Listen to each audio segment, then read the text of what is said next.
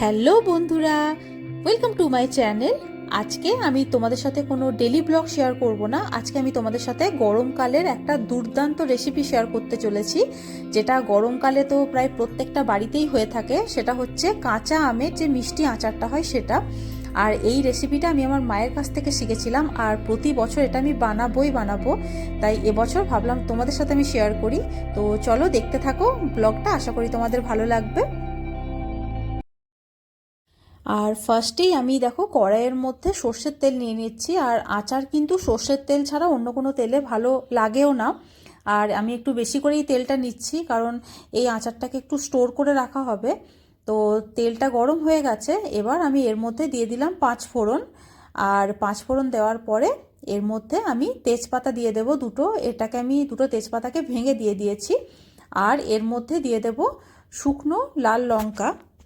আর এই লঙ্কার অ্যামাউন্টটা মানে তোমরা যেমন ঝাল পছন্দ করো সেই অনুযায়ী দেবে।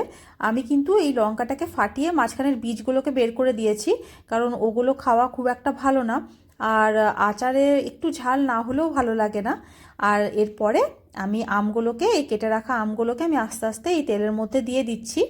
আর এই আমগুলোকে না আমি কিন্তু একদিন আগে ভালো করে নুন হলুদ মাখিয়ে রেখে দিয়েছিলাম, কিন্তু আমি বাইরে রাখিনি, কারণ ছাদে রাখলে তো বাঁদরের কোনো ভরসা নেই। তো সেই জন্য আমি ঘরেই রেখে দিয়েছিলাম। আর এবার এটাকে আমি ভালো করে নাড়িয়ে নেব। আর অন্যবারও আচার করি, কিন্তু অ্যামাউন্টটা কিন্তু এতটা থাকে না। এবছর একটু আচারের পরিমাণটা একটু বেশি আছে, তো সেই জন্য আমার নাড়তে অসুবিধা হচ্ছিল বলে দেবাশিস নেড়ে দিচ্ছিল। সত্যি অনেকটা ছিল। আসলে বাড়ি যাব আর এক সপ্তাহ পরেই, তো সেই জন্য একটু নিয়ে যাব বাড়ির জন্য, শ্বশুর বাড়ির জন্য। তো দেখো এরপরে এর মধ্যে একটু লাল লঙ্কার গুঁড়ো আমি দিয়ে দিলাম। এটা কিন্তু কাশ্মীরি রেড চিলি পাউডার। আর এটা কিন্তু দেওয়াটা পুরোপুরি অপশনাল, তোমরা চাইলে এটাকে নাও দিতে পারো। আমি একটু দিলাম যাতে কালারটা একটু ভালো আসে, তবে এটা না দিলেও কোনো অসুবিধা থাকতো না। এখানে যে গুড়টা পাওয়া যায় সেই গুড়টাতে কিন্তু কালারটা খুব ভালো চলে আসে আলটিমেটলি আচারের।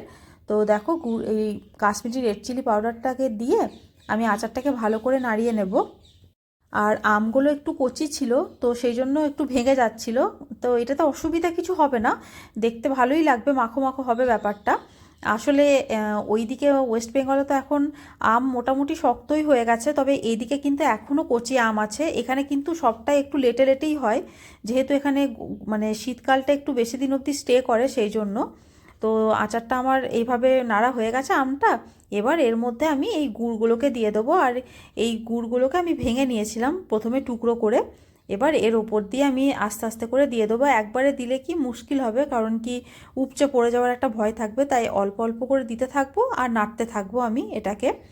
তো ব্যাস, এই গুড়গুলো আমি মেল্ট হয়ে গেছে আচারের মধ্যে। তো দেখতেই পাচ্ছ আচার কিন্তু আমার কড়াই থেকে পুরো বেরিয়ে যাওয়ার উপক্রম, মানে আমি পরিমাণটা ঠিক বুঝতে পারিনি। আমি ভেবেছিলাম হয়তো এই কড়াইটাতে হয়ে যাবে, তো হয়ে তো গেছিলো, কিন্তু একটু অসুবিধা হয়েছিল। এবার এর মধ্যে আমি 1 বাটি মতো চিনি দিয়ে দিলাম। আসলে আমাদের এখানকার আম গাছের যে আমগুলো হয় না, খুব কিন্তু টক ছিল। তো সেই জন্য আমি এর মধ্যে একটু চিনিও অ্যাড করে দিয়েছিলাম। আর এই চিনিটাকে দিয়ে ভালো করে এই আচারটাকে কিন্তু মিশিয়ে দিতে হবে। আর আচারের মধ্যে যতই গুড় পড়ুক, এর মধ্যে যদি একটু চিনি না পড়ে তাহলে কিন্তু ভালো লাগে না। আসলে আগে কিন্তু আমি গুড়ই দিতাম, তো তারপরে মা আমাকে বললো যে একটু করে চিনি দিতে, চিনি না দিলে কিন্তু আচারের টেস্টটা সেভাবে বাড়ে না। তো দেখতেই পাচ্ছ আমার কিন্তু আচার একদম রেডি। আর আমি কিন্তু গ্যাসের ওভেনটাকে একদম বন্ধ করে দিয়েছি এখন। তো ব্যাস, এটা করতে কিন্তু একদম বেশি সময় লাগে না। আমার আমগুলো যেহেতু এমনিতেই কচি ছিল, তাই কিন্তু একদম বেশি সময় লাগেনি। একদম আমের আচার আমার রেডি হয়ে গেছে। আর এবারে আমি ওপর থেকে যে মশলাটা দেবো সেটা তৈরি করে নেব। এর মধ্যে অ্যাড করে দিচ্ছি আমি মৌরি, অল্প একটু ধনে, গোটা ধনে, আর অল্প একটু গোটা জিরে আর শুকনো লঙ্কা। আর এটাকে আমি একটু কড়াইয়ের মধ্যে হালকা আঁচে ড্রাই রোস্ট করে নেব, তাহলে কিন্তু এর ফ্লেভারটা অনেকটা বেশি ভালো করে উঠে আসবে। তো এটাকে আমি কড়াইয়ের মধ্যে নিয়ে ভালো করে ড্রাই রোস্ট করে মিক্সিতে পিষে নেব। আর মশলাগুলোর পরিমাণে আমি জিরেটাকে একটু কম রেখেছিলাম, আর মৌরি আর ধনেটাকে সমান পরিমাণে রেখেছিলাম, আর লঙ্কাটাকে আমি একটু কম রেখেছিলাম। কারণ কি লঙ্কাটা যদি আমি আগেও দিয়েছিলাম তেলের মধ্যে অলরেডি, আর এরপরে যদি আরও বেশি দিতাম তাহলে খুব ঝাল হয়ে যেত জিনিসটাকে।